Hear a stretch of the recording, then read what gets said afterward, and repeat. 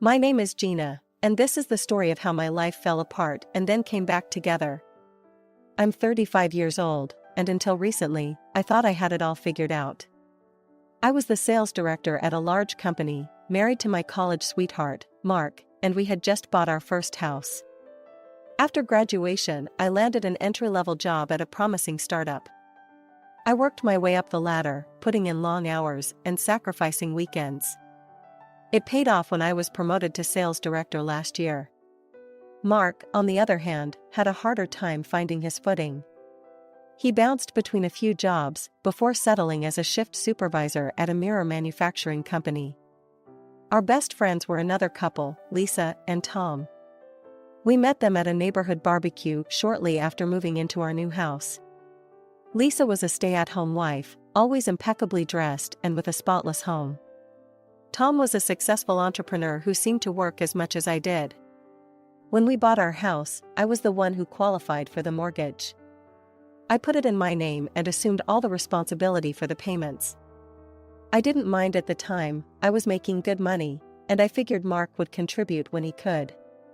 As time went on, I noticed Mark becoming more and more dissatisfied with his job. He'd come home complaining about his boss, saying things like, "He's always on my case about everything. I can't do anything right," in his eyes. I tried to be supportive. "What happened this time?" I'd ask, setting aside whatever work I'd brought home. "He called me out for being 5 minutes late," Mark would huff. "As if that makes a difference. And then he had the nerve to tell me how to talk to the clients. I'd been doing this job for years." I'd listen and nod, but inside I was growing frustrated. These seemed like normal workplace interactions to me, not the personal attacks Mark made them out to be. One day, Mark came home earlier than usual. I was in the middle of a conference call, but excused myself when I saw his face. "What's wrong?" I asked, muting my laptop. "I quit," he said simply. I felt like I'd been punched in the gut. "You what?" I couldn't take it anymore. My boss made another comment about my attitude, and I just snapped. I told him where he could shove his job and walked out. I took a deep breath, trying to calm the panic rising in my chest. "Mark, we have a mortgage. We can't afford for you to be unemployed right now." He waved off my concern. "I'll find something better. Something where I'm appreciated." I wanted to scream. Instead, I just nodded and went back to my call. After Mark quit his job, our lives changed dramatically. I took on extra shifts and increased my workload, desperate to keep up with our mortgage payments and daily expenses. My days became a blur of meetings, sales calls, and late nights at the office. I was exhausted, but I didn't see any other choice. Meanwhile, Mark seemed to be in no hurry to find new employment. He'd occasionally mention an interview he'd been to, but there was always some reason it wasn't the right fit. The commute would be a nightmare, he'd say, or, the boss seemed like a real jerk. I tried to be patient, but my frustration grew with each passing day. One evening, I came home late to find Mark lounging on the couch, watching TV. "Hey," I said, dropping my bag by the door. "Have you eaten?"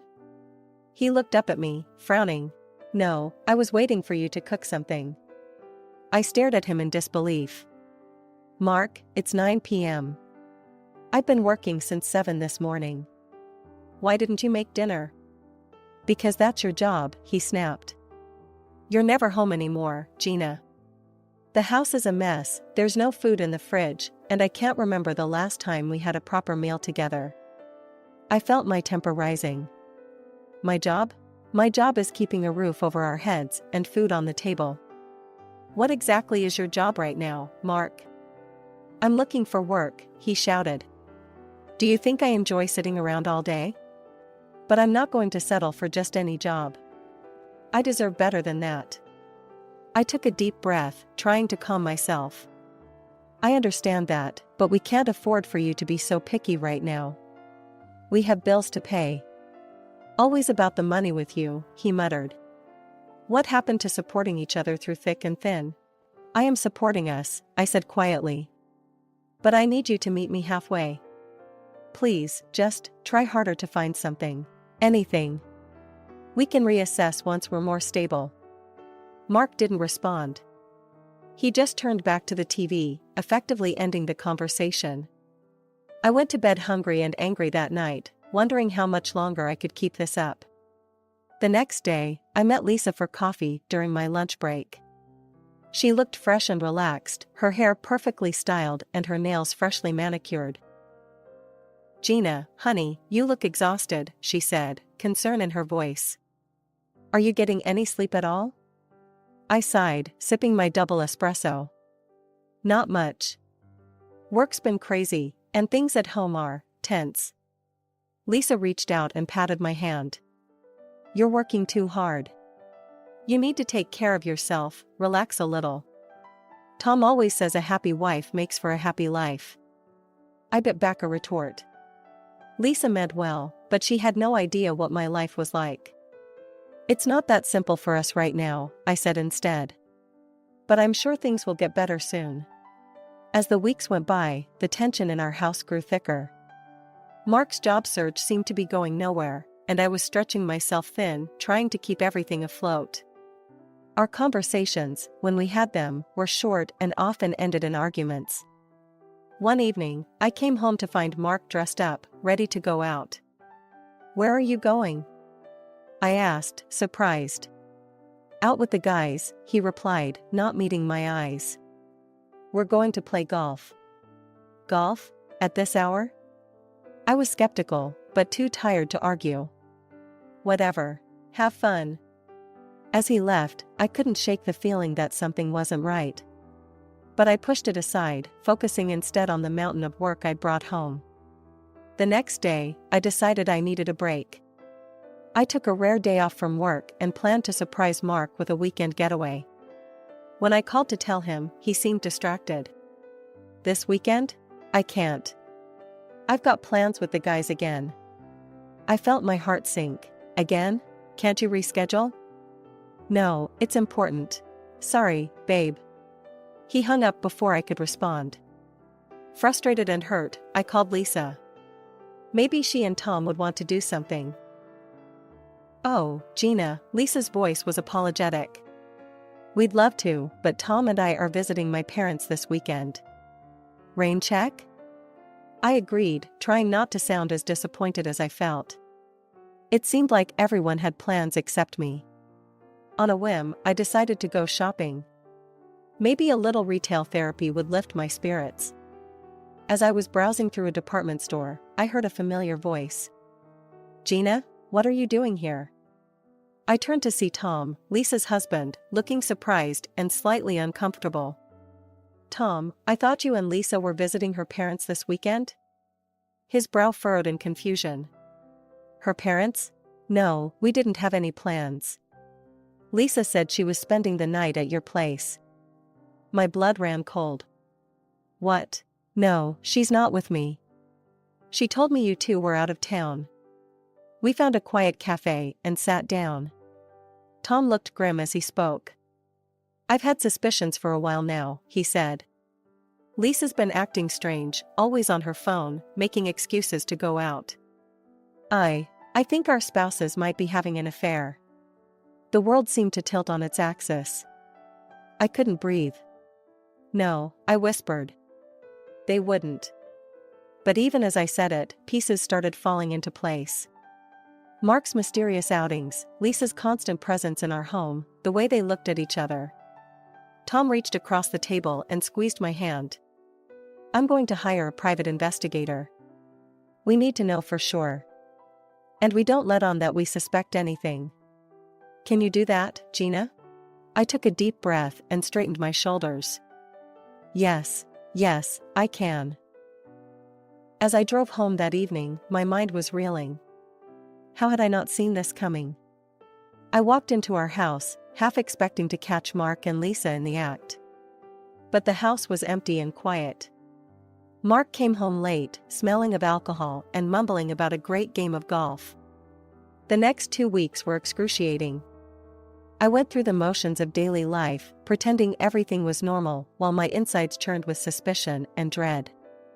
Mark continued his golf outings and job hunting charade, and I feigned belief in his increasingly transparent lies. One afternoon, my phone buzzed with a text from Tom. "We need to talk. Meet me at the cafe in an hour." My heart raced as I made an excuse to leave work early. When I arrived at the cafe, Tom was already there, a thick manila envelope on the table in front of him. He slid the envelope across to me without further ado. With trembling hands, I opened it and began to look through the contents. There were photographs, credit card statements, hotel receipts, and transcripts of text messages. It was all there in black and white, irrefutable evidence of Mark and Lisa's betrayal. "How long?" I managed to choke out. Tom's voice was flat. "At least 6 months, according to the investigator. Maybe longer." I felt like I might be sick. 6 months. Half a year of lies, of me working myself to the bone while Mark. "There's more," Tom said quietly. "Gina, you need to check your bank accounts. All of them." Confused, I pulled out my phone and logged into my banking app. What I saw made my blood run cold. My savings account, the one I'd been quietly building up for years as an emergency fund, was empty. With shaking fingers, I checked my credit card balance, which I had given Mark to pay for gasoline. Maxed out. "He's been funding their little adventure with your money," Tom said, his voice tight with anger. "Fancy dinners, hotel rooms, gifts for Lisa. All on your dime." The shock gave way to a fury I'd never experienced before. All those times I'd come home exhausted, all the extra hours I'd put in, all the sacrifices I'd made, and this is how Mark repaid me? "What are you going to do?" I asked Tom, my voice surprisingly steady. He leaned back, a cold smile on his face.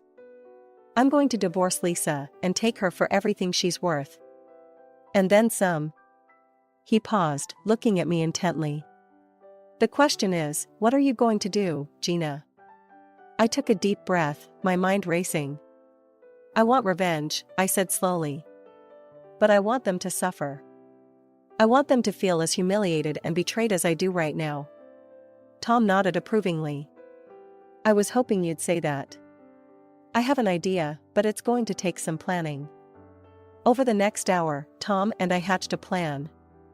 It was devious, it was cruel, and it was exactly what Mark and Lisa deserved. That night, when Mark came home, I greeted him with a smile. "Hey, honey," I said, kissing his cheek. "Listen, I was thinking, why don't we throw a party next weekend? To celebrate our friendship with Tom and Lisa. It's been a while since we all got together." Mark's eyes lit up. "Yeah, that sounds fun. I'm sure Lisa would love to help plan it." As I turned away, ostensibly to start dinner, I allowed myself a small, grim smile. Mark and Lisa had no idea that their perfect little world was about to come crashing down around them. The week leading up to the party was a masterclass in deception. I threw myself into the preparations with a manic energy, playing the role of the perfect hostess. I called Lisa daily, discussing menu plans and decorations, all while picturing the look on her face when her world fell apart. The day of the party arrived, and our house was transformed. I had outdone myself with the decorations and food, determined that everything should be perfect for the grand finale. Guests started arriving in the early evening. I played the gracious host, making small talk and ensuring everyone's glasses were full. Tom arrived alone, explaining that Lisa would be there shortly. She was picking up a special dessert. When Lisa finally swept in, she was the picture of domestic perfection. Her hair was immaculate, her dress flattering, and in her arms was an elaborate cake. "Sorry I'm late," she trilled, air-kissing my cheek. I wanted everything to be just right. As the evening progressed, I watched Mark and Lisa carefully. To the casual observer, there was nothing untoward in their interactions. But now that I knew what to look for, their stolen glances and subtle touches were glaringly obvious. Finally, as the sky outside darkened, Tom stood up and clinked his glass for attention. "Everyone, if I could have your attention please," he said, his voice carrying across the room. "Gina and I have prepared a little entertainment for you all." If you'd like to gather outside, we've set up a screen for an interesting film. There was a murmur of excitement as our guests filed out onto the back lawn. Mark looked at me, confused. "What's this about?" he asked. I smiled sweetly. "Oh, just a little trip down memory lane. Come on, you don't want to miss this." Outside, everyone settled onto blankets and chairs, facing the large screen we'd set up. Tom started the projector, and at first, it showed innocent scenes, the four of us on various outings, laughing and having fun. I saw Lisa relax, probably thinking this was just a sentimental slideshow. How wrong she was. Suddenly, the music changed, becoming darker, more ominous. The images on the screen shifted, showing Mark and Lisa in various compromising positions, leaving hotels together, kissing in a car, entering our house when I was at work. A collective gasp went up from the audience. I heard Lisa's mother let out a strangled cry. Mark jumped to his feet. "What the hell is this?" he demanded. I stood up slowly, my voice ice cold as I addressed the stunned crowd. "This, ladies and gentlemen, is what betrayal looks like." While Tom and I worked ourselves to the bone, our spouses were carrying on an affair behind our backs. Lisa was sobbing now, mascara running down her face. "Gina, please, I can explain." "Explain?" I cut her off. "Explain how you've been sleeping with my husband for months. Explain how you've been spending my hard-earned money on your little trysts." Tom stepped forward, his face grim. "Lisa, don't bother coming home. I've already changed the locks. You'll be hearing from my lawyer." The party dissolved into chaos. Guests were whispering furiously among themselves. Lisa's parents were berating her, her father's face purple with rage. As the shocked murmurs of the guests subsided, I steeled myself for what I knew I had to do next. I walked back into the house, retrieved the manila envelope from my desk drawer, and returned to the lawn. Mark was still standing there, looking shell-shocked and pale. I thrust the envelope into his hands. "Here are the divorce papers, Mark. I want you out of my house tonight, and I'll be demanding compensation from both you and Lisa for your betrayal." Mark fumbled with the envelope, his hands shaking. "Gina, please, we can talk about this. I can explain." "There's nothing to explain," I cut him off coldly. "You've said enough with your actions. Now leave." He stood there, divorce papers in hand, looking as if he'd been slapped. Guests were approaching me, offering sympathetic words and support. In the middle of the lawn, Lisa had sunk to her knees, mascara running down her face as she pleaded with Tom. "Please, Tom, don't divorce me. I made a mistake. We can work through this." To my surprise, Mark rushed over to Lisa. He grabbed her arm and hissed, "Get up. Don't humiliate yourself like this. We can start over, make a new life together." Lisa's tear-streaked face contorted with fury. She yanked her arm away from Mark and spat. "Start over? With you? I don't need an unemployed man who can only pay compliments. I need someone who can actually support me." As the last of the guests trickled out, offering final words of support, Tom approached me. His face was a mask of controlled anger, but his voice was gentle when he spoke to me. "Gina, if you need any help, legal, financial, anything, please don't hesitate to call me. We're in this together, okay?" I nodded, grateful for his support. "Thank you, Tom. The same goes for you." As Tom left, I turned to Mark, who was standing alone, looking lost. "I want you gone by morning. Leave your keys on the kitchen counter." I turned my back on him and walked into the house, closing the door firmly behind me. Through the window, I watched as he slowly made his way down the driveway and out of sight. The house felt eerily quiet after the chaos of the evening. I sank onto the couch, emotionally and physically exhausted. Tears threatened to spill, but I held them back. I was sad, yes, mourning the death of my marriage and what I thought was a close friendship. But underlying that sadness was a sense of calm, even relief. For months, I had been carrying the weight of an unemployed, dissatisfied husband. I had worked myself to the bone, trying to keep our life afloat while he contributed nothing but complaints. Now, that burden was lifted. Yes, the road ahead would be difficult, but for the first time in a long time, I felt free. In the weeks following the explosive revelation at the party, life took on a new rhythm. I threw myself into work, finding solace in the familiar routine of sales reports and client meetings. But unlike before, I made sure to maintain a healthier balance, reducing my overtime and actually using my vacation days. One afternoon, as I was leaving the office, I ran into Tom. He looked tired but determined. "Gina," he greeted me with a nod. "How are you holding up?" I managed a small smile. "I'm doing okay. How about you? Any news?" Tom's face hardened. "The divorce is final. I kicked Lisa out of the house last week." I wasn't surprised, but I still felt a twinge of something. Not quite sympathy, but a sense of shared experience. "How did she take it?" He shrugged. "Not well. Apparently, her parents meant what they said at the party. They refused to take her in or help her financially." I raised an eyebrow. "Really? That seems harsh." "They're old-fashioned. Adultery is a big deal to them." Tom sighed. "Last I heard, she's working as a sales clerk at some department store downtown." The irony wasn't lost on me. Lisa, who had always looked down on my career, was now forced to work a job she would have considered beneath her. "What goes around comes around, I suppose," I murmured. Tom nodded grimly. "How are things with Mark?" I rolled my eyes.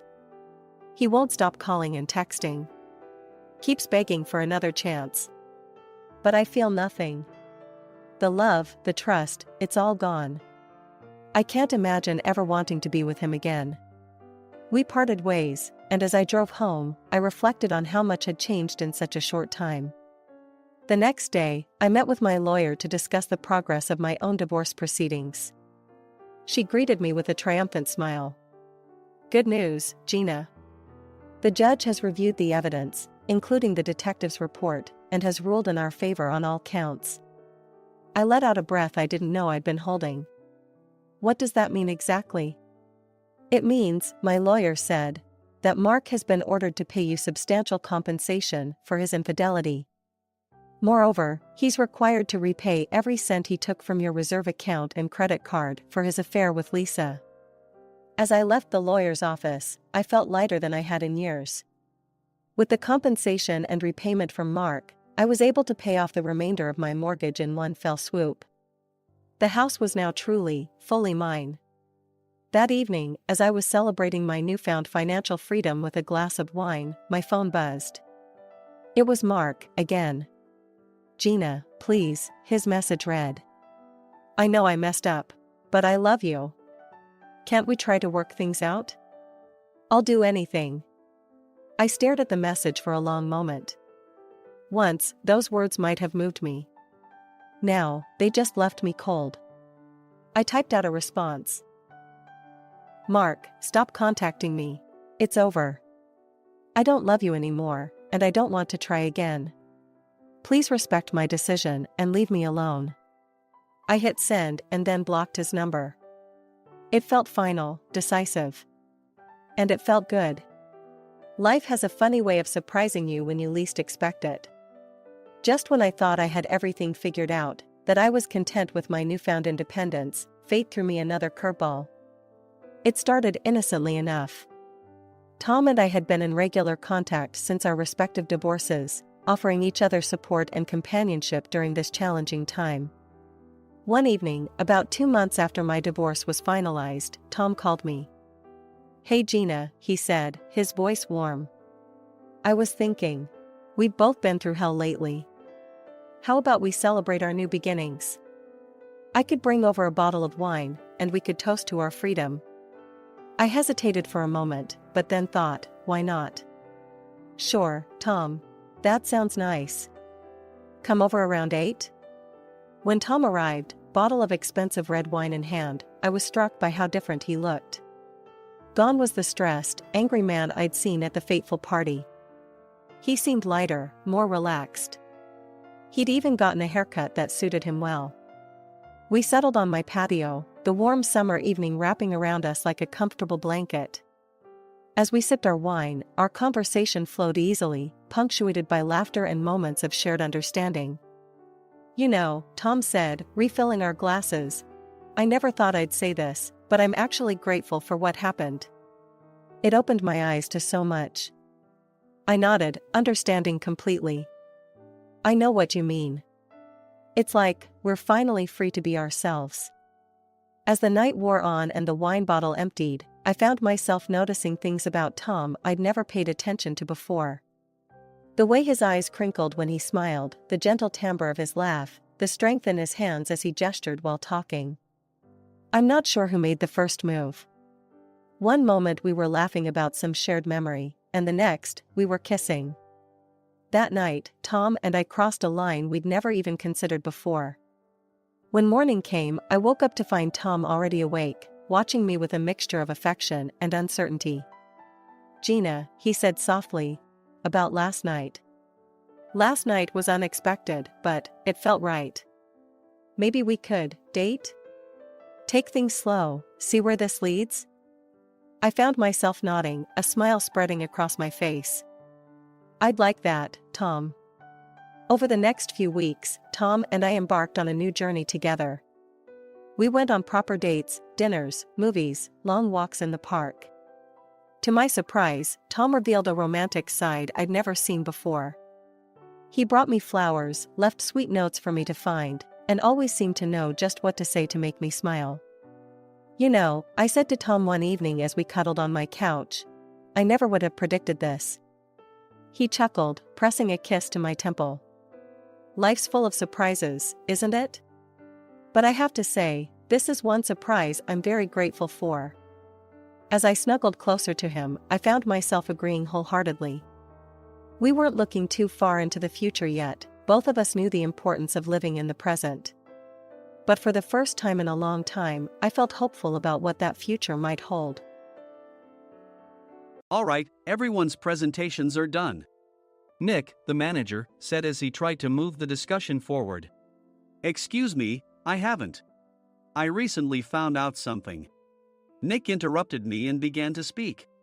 There's apparently someone in this department who didn't graduate high school and is just a part-timer. Meetings should be for employees only. Absolutely right. His lackey, Mike, of course, agreed with Nick. I'm leaving. After leaving the meeting room, I started to shut down my computer. I noticed that an email had arrived, not in my personal inbox, but in the company's shared email. Thinking, there's no point in speaking up, no one will listen, I went home quietly. The next day, I heard a commotion from Nick's desk. He was staring at his computer screen, his face pale. Nick? Is something wrong? Mike looked at the screen with him. And he turned even paler than Nick. Why is he so angry? Knowing the reason for Mike's distress, I thought to myself, serves them right. My name is Adam. My mother passed away when I was in the 9th grade, and I was raised by my father. Well, you could hardly call it being raised. After my mother passed, my father changed.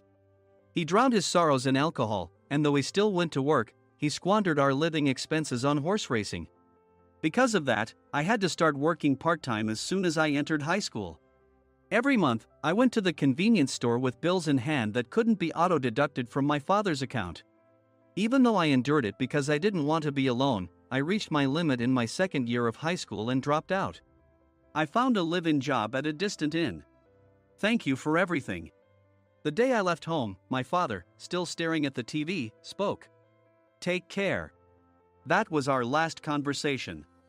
Back then, 18 wasn't the age of majority, so I needed my father's permission to work, and I couldn't hide my place of employment.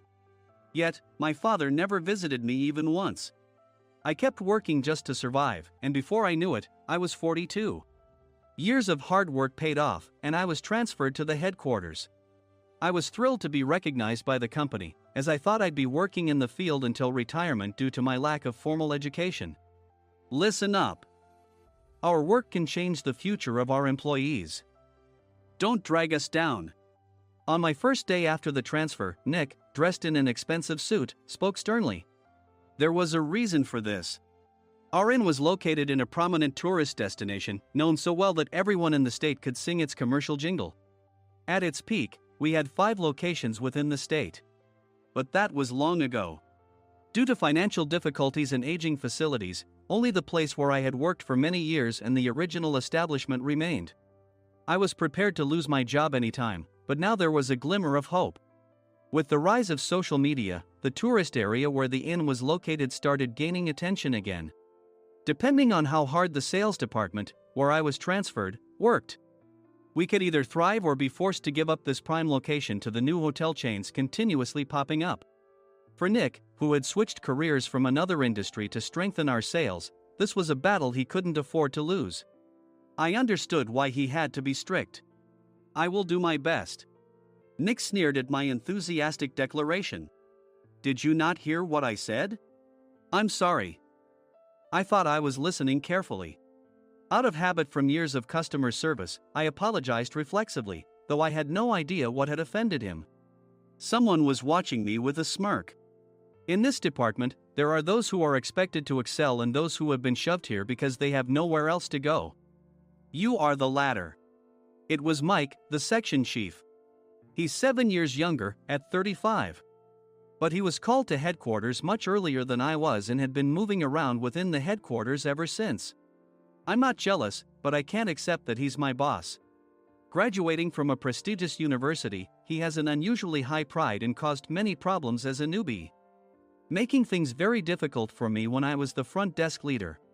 When I found out Mike was transferred to the sales department a month before me, I was disheartened. Mike is right. With just a middle school diploma, there's not much you can do. Don't even think about achieving results. As if I didn't exist, Nick remarked, I'm thirsty. Mike eagerly ran to the coffee maker. It seems Mike is Nick's lackey. I regretted being happy about my transfer to headquarters, wishing I had stayed on site forever. Send a direct mail to every company on this list by the end of the day. Nick only assigned me tasks that even a new graduate could handle. What?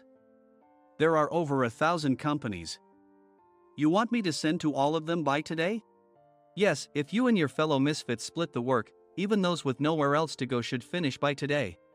I glanced at the employees typing away expressionlessly. They were worn out from customer service, only thinking about leaving on time, or were women reassigned after having children, with zero motivation for work. Even Sam, a new graduate from the same university as Mike, who was supposed to be among the expected achievers, had no enthusiasm for the job, having joined the company wanting to do customer service. I don't care what they say, I plan to quit anytime, he said. Only Nick and Mike were highly motivated, making all the decisions between the two of them. I originally only wanted to work at the inn to survive and had no particular attachment to this job. I swallowed my words, thinking I had no right to reprimand them. About a month after the transfer, Nick told us with a frustrated look. To commemorate the 50th anniversary, we've decided to create a plan exclusive for one group per day. Originally, Mike and I were supposed to come up with it, but our president, Mr. Thompson, insists on hearing everyone's opinions. So, you all get a chance.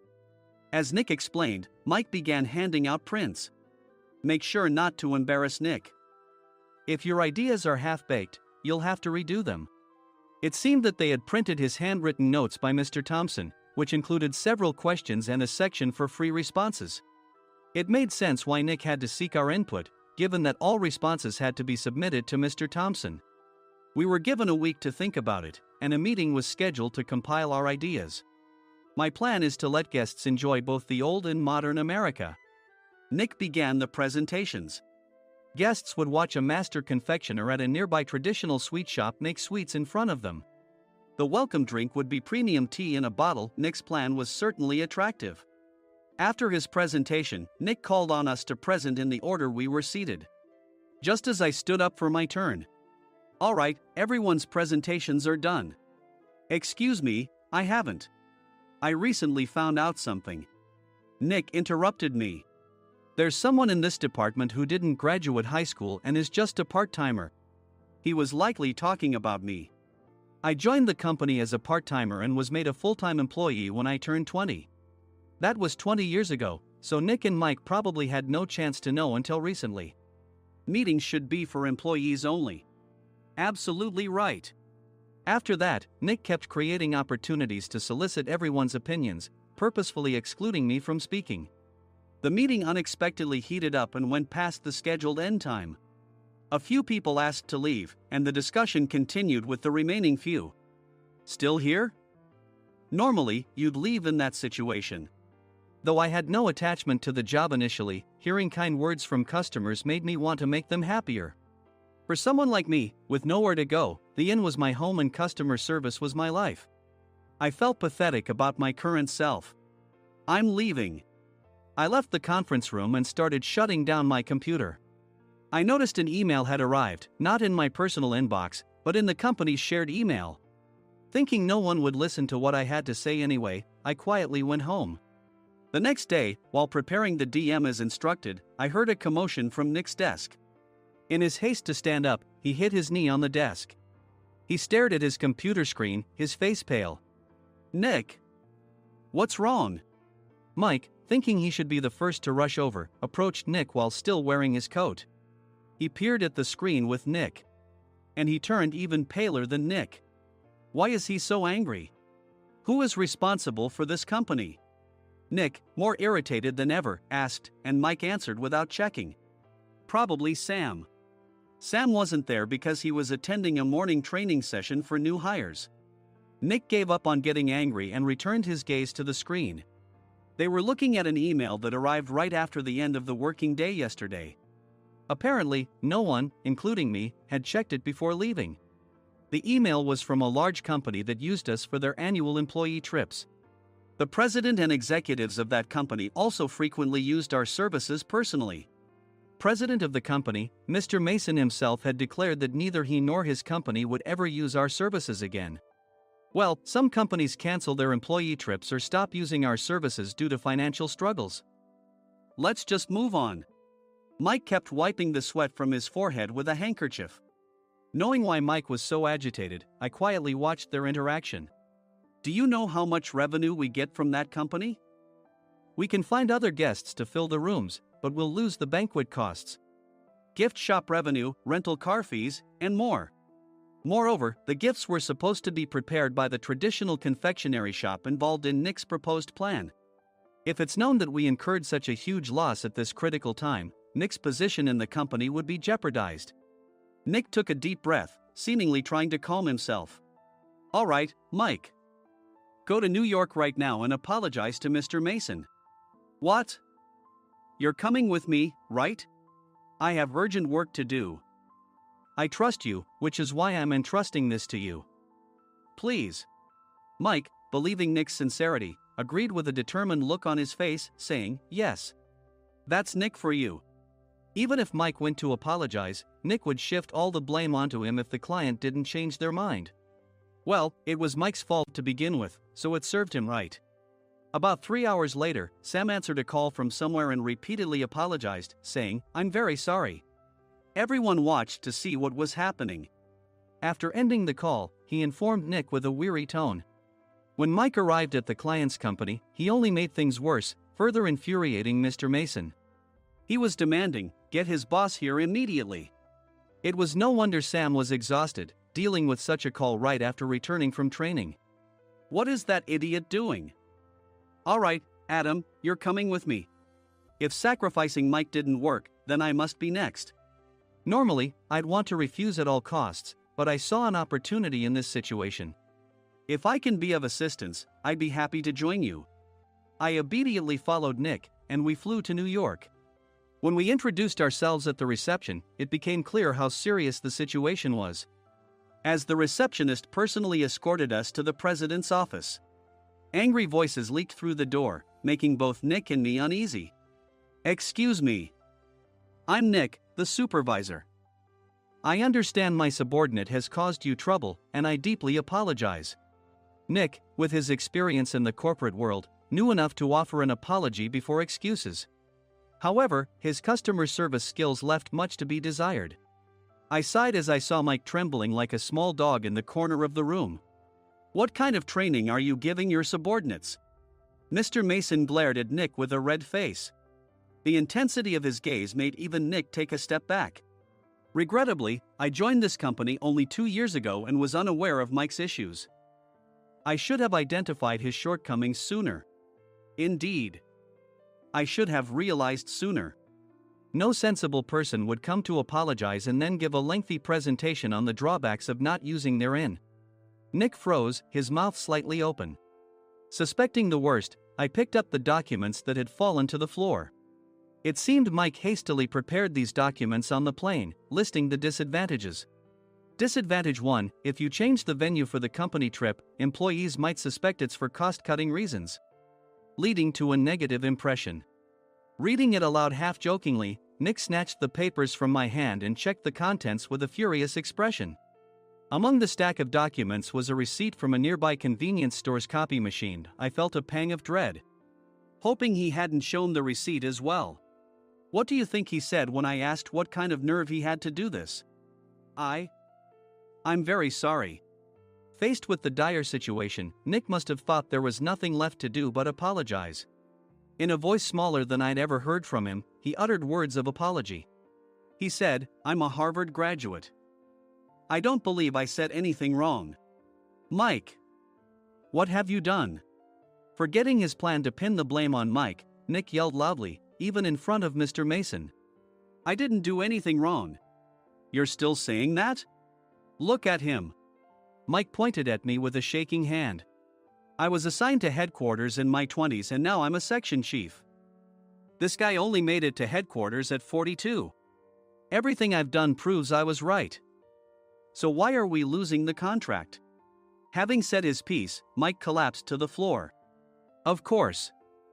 You were sent there because you had nowhere else to go." Mike never expected to hear such words from someone he looked down upon. He lunged at me, and Nick hurriedly stepped in to stop him. "Mr. Thompson told me Mike is a quick thinker, and to take good care of him." There's no way he was pushed aside. "Don't make things worse here. He didn't say quick thinker, he said only quick-witted, didn't he?" I don't remember that part." I recalled the many troubles Mike caused when he was a newbie. When Mike was on the front line, his pride was so high that he never apologized to customers. Customer service, especially in our job, doesn't work alone. It brings both good and bad situations. If the front staff or housekeepers made mistakes, or the cleaning company didn't properly clean a room, one had to apologize to the customers regardless of personal fault. Mike, in such situations, would never apologize, insisting he wasn't at fault. This often angered customers, and as the front desk leader, I frequently had to apologize on his behalf. He caused complaints and disrupted operations, which is why he was quickly moved to headquarters. In departments where he didn't interact directly with customers, his quick thinking was beneficial and things went well. But it seemed his flaws were starting to show. Corporate reservations are supposed to be entered into the system by the sales representative. But a quick check yesterday revealed that more than 10 items were missing from the client's reservation. The handover document clearly stated what needed to be prepared. Why didn't you enter it into the system? Why do we have to give them special treatment? Filling rooms near the banquet hall, setting up all the food in advance. Specifying the brand of wine, they're too demanding. No wonder he always angered customers, I thought, feeling a headache coming on. Grouping them in rooms near the banquet hall is for our benefit too. It makes it easier for the staff to set up beds and serve breakfast since everyone's schedule is synchronized. As for the other requests, Mr. Mason suggested them to lighten our load. I didn't know that. Nick finally seemed to realize that Mike was the one who had angered the client. What did you say to them? I just told them we wouldn't give them special treatment anymore. We shouldn't waste effort on things that don't bring in money.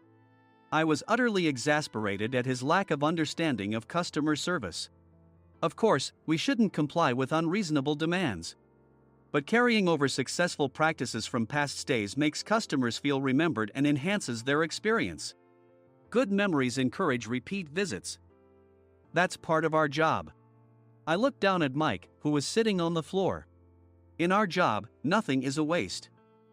Mr. Thompson likely moved you to the sales department, hoping you'd finally understand this. How do you think he feels now that you failed to meet his expectations? Mike, tears in his eyes, fled the president's office. I was amazed he still hadn't apologized. You have it tough, Adam.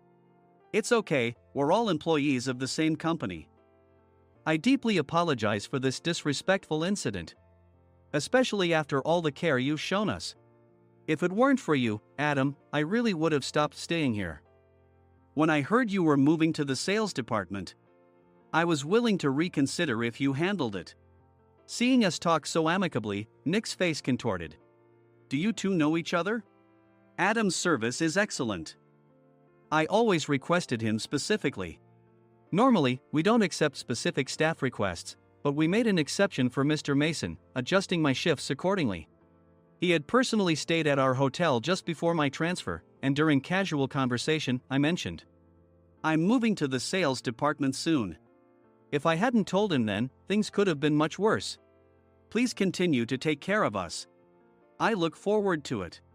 On the return flight, Nick awkwardly offered me a can of beer. It's still working hours. Of course, I had no intention of forgiving him for a single beer. Nick might try to pin everything on Mike and avoid any consequences. While pondering this, a startling fact came to light. Nick, the tea bottles for the plan have arrived. I handed Nick a bottle labeled with our inn's name. They look good. What are you talking about?